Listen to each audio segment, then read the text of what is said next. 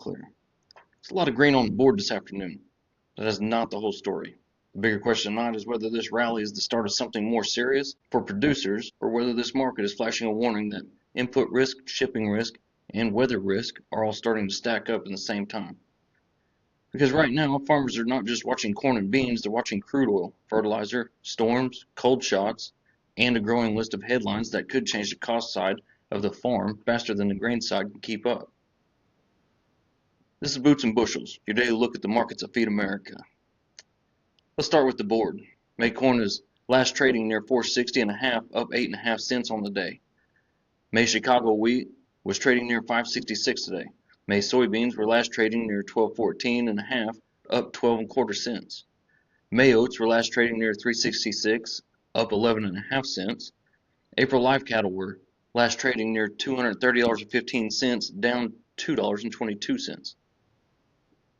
Feeder cattle were trading near $340.07, down $6.32. April lean hogs were last trading near 95.20, down about 87.5 cents, and April crude oil was last trading near 88.41, up $4.96. So that is the first thing to notice tonight. Crop markets were firm and crude oil was sharply higher, but the cattle complex took a hit. That gives this market a split personality. Grain traders are adding risk premium, energy traders are adding geopolitical premium, but cattle traders are still forcing this market to prove that tight supply can overcome outside pressure and possible weather stress. Let's go straight to the biggest story because it is still the dominant one. The Middle East situation continues to matter to agriculture because this is not just an oil headline. Coverage today pointed again to the risk that conflict tied to Iran and Persian Gulf could disrupt shipping, tighten fertilizer availability, and raise freight and fuel costs at the exact moment U.S. producers are moving towards spring fieldwork and planting. AgTech Navigator reported that the conflict is adding uncertainty to the 2026 growing season, and noted how dependent spring crop production is on nitrogen availability. RFD also reported that tensions around the Strait of Hormuz are keeping the pressure on fuel and input markets. That is the pressure point for farmers. Even if your crop price is a little better today, that does not automatically help the margin if diesel, fertilizer, and transportation all get more expensive at once. And that leads right into news story number 2. Farmers are not just worried about fertilizer because of global conflict, they are also demanding answers here at home. Brownfield reported today that corn growers are asking the administration for an update on fertilizer investigations after reports that the Justice Department's Antitrust Division has opened an active investigation into major fertilizer producers. Farm Progress separately reported last week that DOJ has been investigating whether leading fertilizer companies colluded to raise prices. So there are really 2 layers to this now. One is overseas disruption risk, the other is whether domestic pricing power has also been working against producers. And if you are a grower looking at spring budgets, that is exactly why the story matters right now. You're not just wondering where the next fertilizer quote will be, you're wondering whether the system itself is working fairly.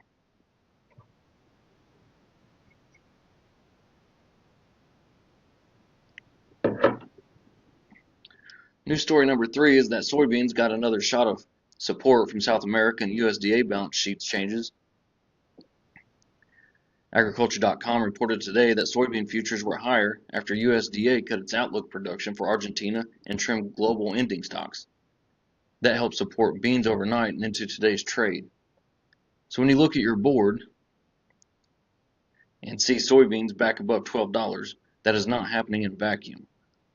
The market is reacting to a world where South America production is not quite as comfortable as traders hoped, while at the same time outside market anxiety is feeding into broader commodity strength. Beans are not just moving because of what is happening in one county in Iowa or Illinois. They are moving because the global supply cushion looks a little less comfortable and the outside risk environment is still hot. News story number 4 is cattle, and this one is important because today's drop in live and feeder cattle does not mean the bullish supply story is gone. RFD reported that analysts are still focused on tight cattle supplies, Middle East tensions, and weather risks. In other words, the cattle market still has a supportive long-term argument underneath it, but it is also vulnerable to sharp air pockets when traders get nervous about outside markets, feed costs, or the next weather pattern in cattle country. If drought expands in the hard red winter wheat belt or pasture conditions become more stressful, that could amplify the supply story again. So today's red on the board in cattle is worth noticing, but I do not think it cancels the bigger structural issue. This market is still tight, it is just not moving in a straight line. News story number 5 is the weather and fieldwork story, because weather is now directly shaping both the daily conversation and the next phase of spring work. Brownfield reported today that Missouri fieldwork is on pause because of the rain and cooler temperature ahead. Another brownfield item today was also warned of a higher risk in late season frost and freezes this spring. While some producers got early work done during the warmer stretch, the current pattern is a reminder that early March momentum can stall fast. The market may like a little weather premium. Farmers don't always like the timing of it.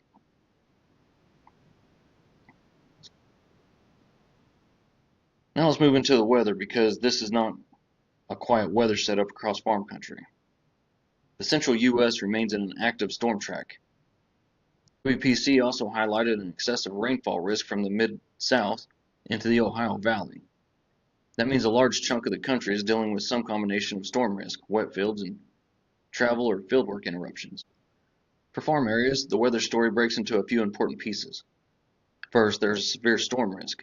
Damaging winds, hail, and isolated tornadoes are all part of this pattern, especially from the lower Mississippi Valley into the Ohio Valley and parts of the eastern half of the Corn Belt.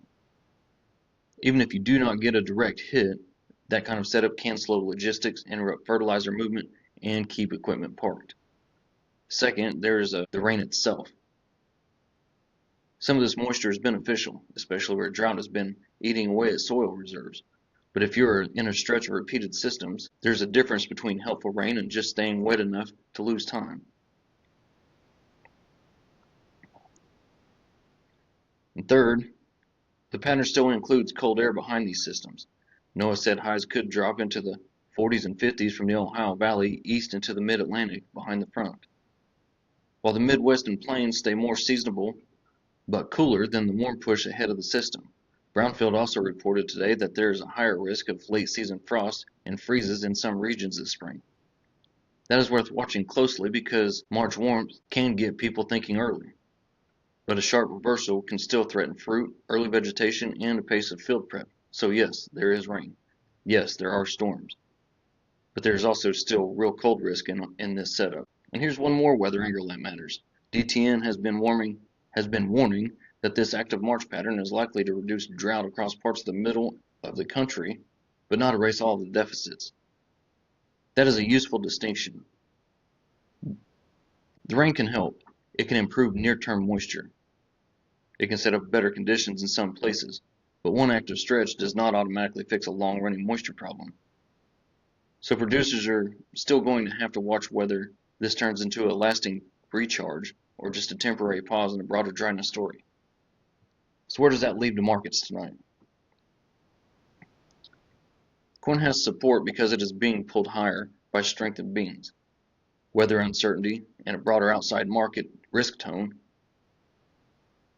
Soybeans have a stronger fundamental push because of Argentina and tighter global stock ideas. Oats were one of the stronger movers on your screen, which adds to the overall firm tone in the grain room. And crude oil is the giant wild card in the background, because when crude jumps almost $5 in a day, every producer immediately starts thinking about diesel, fertilizer, hauling, drying, and the whole chain of farm cost exposure. On the livestock side, the pressure is more immediate. Feed costs moving higher are not friendly to cattle feeders. Weather uncertainty is not friendly to cattle country. And yet the supply side still argues that this market has not solved its cattle shortage problem. That is why this feels less like a trend change and more like a stress day.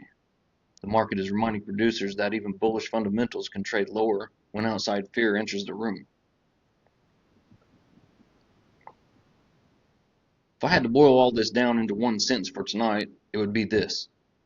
The market is starting to price in a world where weather risk, input risk, and geopolitical risk are all arriving at the same time.